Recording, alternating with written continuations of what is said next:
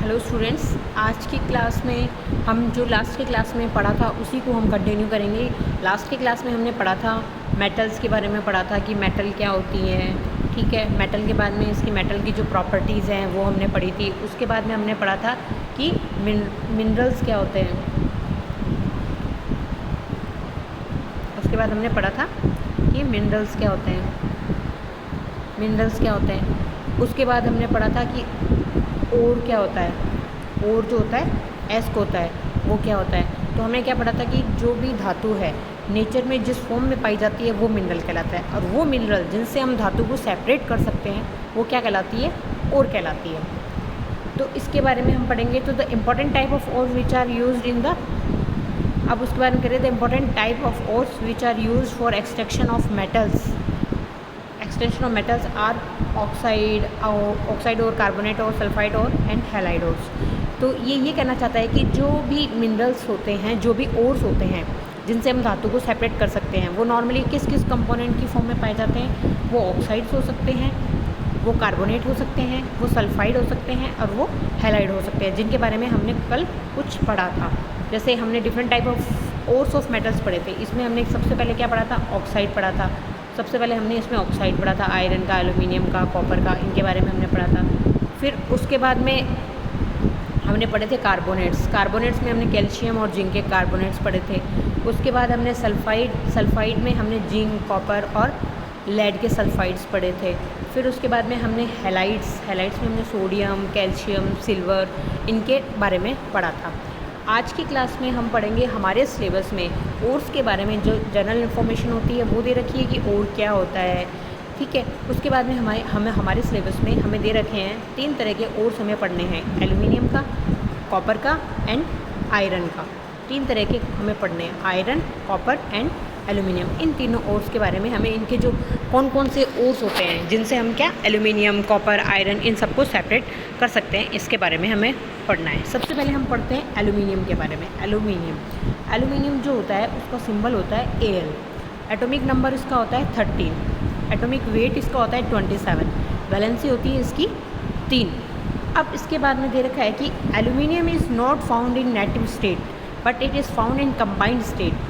जो एल्यूमिनियम है, हमने देखा था कि कल जो कुछ मेटल्स होती हैं वो नेटिव फॉर्म में प्रेजेंट होती हैं, और कुछ जो होती हैं वो क्या होती है, कंबाइंड स्टेट में प्रेजेंट होती है। लेकिन हम बात कर रहे हैं एल्यूमिनियम, तो aluminium is not found in native state में नहीं मिलता है। ये किस स्टेट में मिलता है, कंबाइंड स्टेट में मिलता है। देन इट इज, और ये कौन सा है, it is the third most abundant element found in the nature. ये मतलब पृथ्वी पे जो सबसे ज़्यादा मात्रा में पाए जाने मोस्ट अबंडेंट है, वो 3रे नंबर का एलिमेंट होता है। कौन, नेचर में एल्यूमिनियम। पहले 2 कौन से होते हैं, the first 2 are oxygen and silicon. तो नेचर में 3 तरीके के जो एलिमेंट्स हैं वो सबसे ज़्यादा पाए जाते हैं, oxygen, silicon and aluminium. Aluminium जो है वो 3rd नंबर पे मोस्ट अबंडेंट है, और जो ऑक्सीजन एंड सिलिकॉन है वो 1st एंड 2nd पे है। ठीक है, उसके बाद हम पढ़ते हैं इसके जो हैं जो ओर्स होते हैं वो किस किस फॉर्म में पाए जा सकते हैं। इट्स अकर एज ऑक्साइड्स, ये ऑक्साइड्स के रूप में, फ्लोराइड्स के रूप में, सल्फेट्स के रूप में एंड सिलिकेट्स के रूप में पाया जाता है। Some of the chief ores are the metal are given below. इसमें से कुछ क्या गए हैं, नीचे दिए गए हैं। सबसे पहले हम पढ़ेंगे बॉक्साइड, उसके बाद क्रायोलाइट, ये फेल्सपार, ये कोरंडम, ये एलुनाइट या इसको एलम स्टोन भी कहा जाता है। ये सब इसके बारे में दे रखा है। तो बॉक्साइड का जो फॉर्मूला होता है Al2O3 2H2O। इसी तरीके से क्रायोलाइट का दे रखा है Na3AlF6 होता है। इसी तरीके से ये जो फेल्सपार है इसका दे रखा है पोटेशियम, एल्यूमिनियम, सिलिकॉन का 3 एंड ऑक्सीजन 8। इस तरीके ये बने हुए होते हैं, इनके जो केमिकल फॉर्मूला होते हैं इन कॉम्प्लेक्सेस के, ये होता है। इसी तरीके से ये जो एलम स्टोन है, एलम स्टोन में क्या होता है, K2SO4 Al2SO4 का होल थ्राइस एंड 4 एल्यूमिनियम का हाइड्रोक्साइड होता है। ये एल्यूमिनियम हाइड्रोक्साइड के 4 मॉलिक्यूल्स होते हैं। ठीक है, उसके बाद में हम पढ़ेंगे कॉपर। तो एल्यूमिनियम के बारे में हमने पढ़ लिया। एल्यूमिनियम के ओर्स के नाम पूछ सकता है हमसे, जैसे एग्जाम से हमसे पूछ लिया जाता है कि किन्हीं भी 2 एल्यूमिनियम के ओर्स के नाम लिखिए, तो हमें क्या लिखने होंगे, जैसे बॉक्साइड हो गया, क्रायोलाइट हो गया, फेल्सपार हो गया, कोरंडम हो गया, और ये एलम स्टोन हो गया। इस तरीके से ये हमसे पूछ सकता है। तो इस तरीके के इनके नाम एंड इनके फॉर्मूले ये हमें पता होने चाहिए। उसके बाद हम बात कर रहे हैं कॉपर की। तो नेक्स्ट हमारा क्या है, कॉपर, Cu। तो इसका सिंबल क्या होता है, Cu इसका सिंबल होता है। एंड इसका एटॉमिक नंबर क्या होता है, 29 इसका एटॉमिक नंबर होता है। इसकी वैलेंसी क्या होती है, +1, इसकी वैलेंसी होती है +1 या +2, ठीक है। उसके बाद में हम बात कर रहे हैं कि ये normally it is found as coin metal along with the silver and gold. ये जो कॉपर है हमारा, जो कॉपर है वो क्या होता है, एक सिल्वर मतलब कॉइन, सिक्का धातु जिसको बोलते हैं, जिससे हम क्या बना सकते हैं, कॉइन बना सकते हैं। कॉइन कॉपर के साथ साथ, ये कॉपर है, कॉपर के साथ साथ हमारी सिल्वर और गोल्ड, ये दोनों भी क्या होती हैं, सिक्का बनाने की धातुएं होती हैं। उसके बाद हम बात करें कि copper occur both in the native state as well as in the combined state, जो कि हमने पहले लास्ट क्लास में जब हम पढ़ रहे थे ओर्स के बारे में, तब भी हमने पढ़ा था कि जो कॉपर है वो दोनों के रूप में पाया जाता है, in the native state as well as in the combined state, दोनों में मिलता है, ठीक है। उसके बाद हम बात कर रहे हैं कि नेटिव जो कॉपर है is found in large quantity in USA में मिलता है। जो नेटिव स्टेट में जो कॉपर मिलता है वो यूएसए में ज़्यादा मात्रा में पाया जाता है। अब इसके बाद हम पढ़ रहे हैं ओर्स ऑफ कॉपर। कॉपर के ओर्स के बारे में हमें पढ़ना है कि कॉपर के कौन कौन से ओर होते हैं। कॉपर पायराइट्स, ये क्यूप्राइट्स हो गया, कॉपर ग्लांस हो गया, मोल्चाइट हो गया, एजुराइट हो गया, ये सारे के सारे क्या होते हैं, इसके ओर्स होते हैं। उसके बाद हम बात करते हैं आयरन की। तो आयरन के बारे में बात करते हैं तो आयरन का केमिकल फॉर्मूला Fe होता है। अब इसमें देखिए आयरन इज़ द, अब ये कहना चाह रहा है कि iron is the second most abundant metal occurring in the earth crust. Iron, उसके बाद में सबसे जो इसका एटॉमिक नंबर है, एटॉमिक नंबर इसका 26 होता है, सिंबल इसका Fe होता है। उसके बाद इसकी जो वैलेंसी होती है ये +2 एंड +3 होती है, दोनों +2 भी एग्जिस्ट करती है और +3 भी एग्जिस्ट करती है। उसके बाद इसकी जो होती है ये हाईली रिएक्टिव होता है, rarely found in native state में ये बहुत ही रेयरली पाया जाता है और ये क्या होता है, हाईली रिएक्टिव होता है। उसके बाद में इन the combined state it is the second most abundant metal in the earth crust.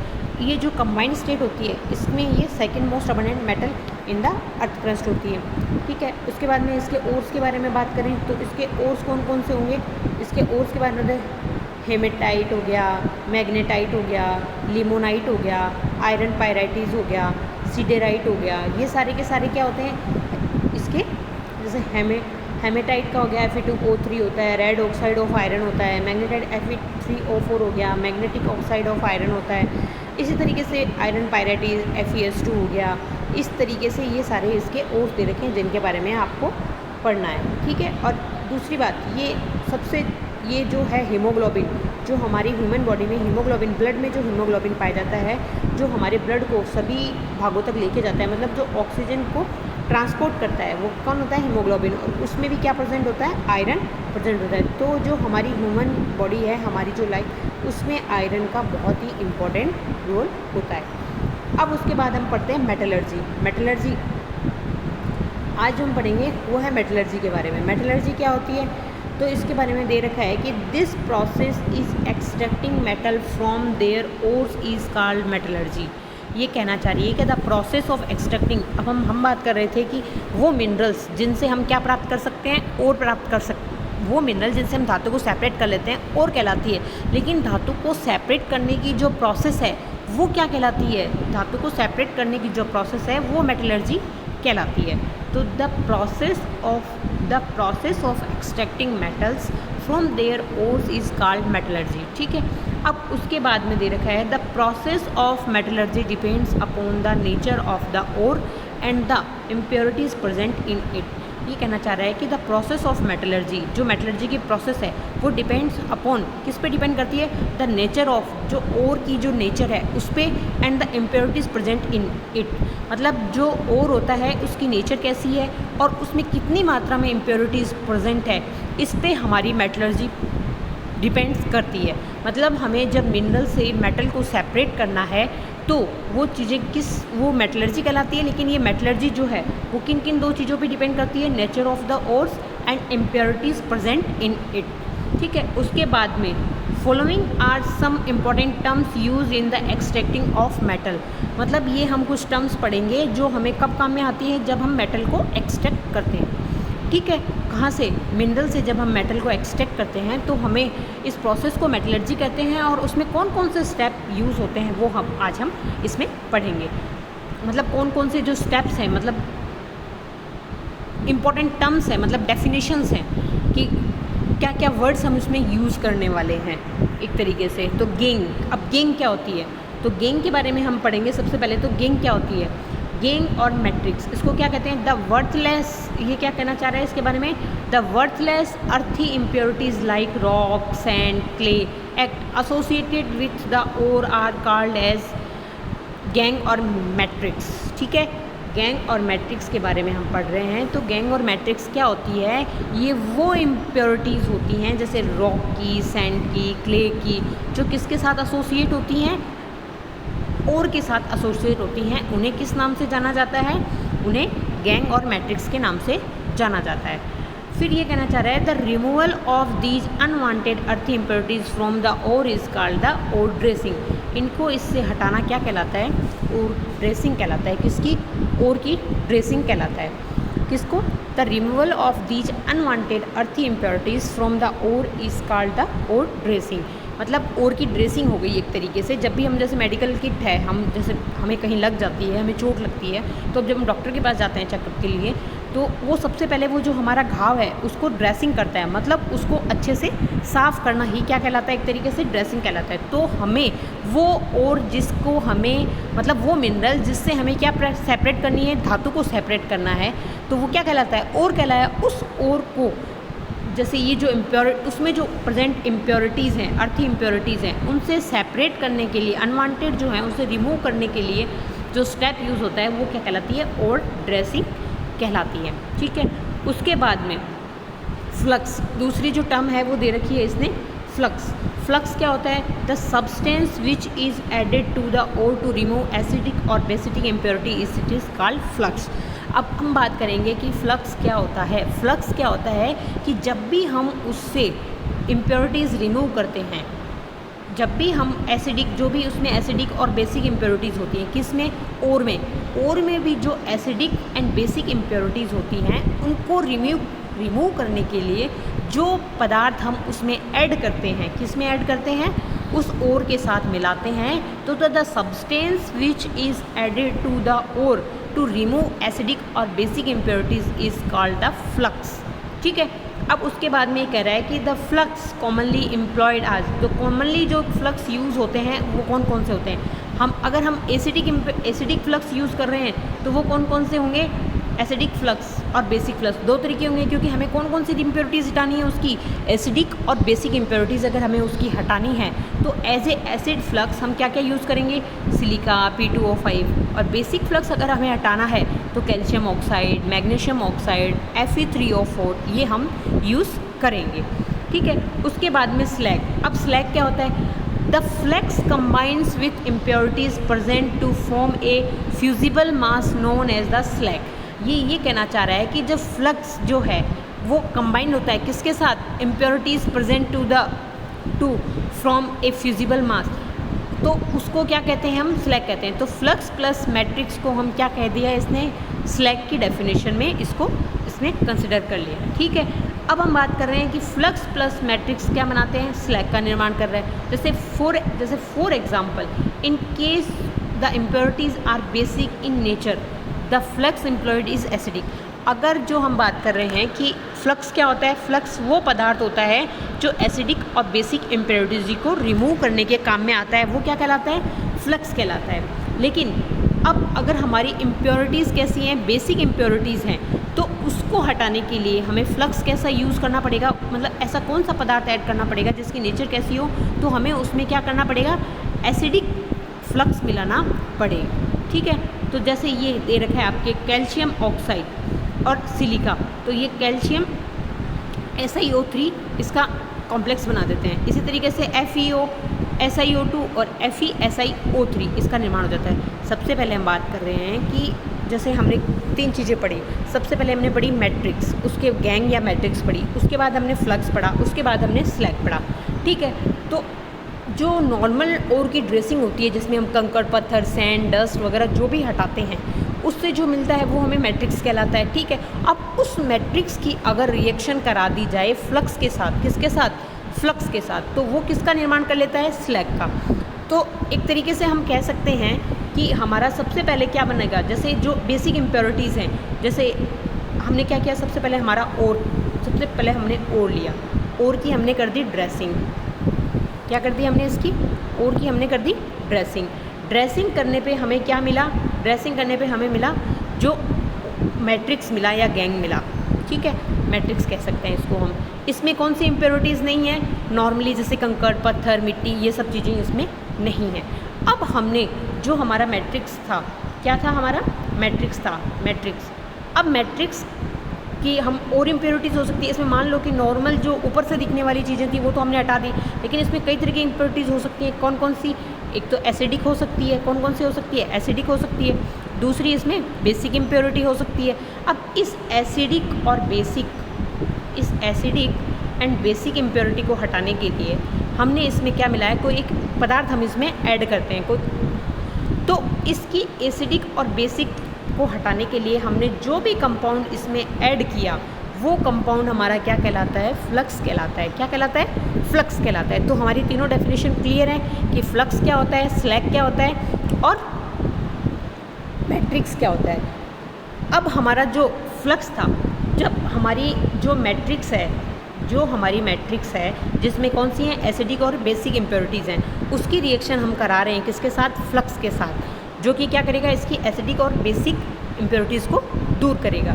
तो ये क्या करेगा, किस चीज़ का निर्माण करेगा, स्लैग का निर्माण करेगा। किसका निर्माण करेगा, स्लैग का निर्माण करेगा।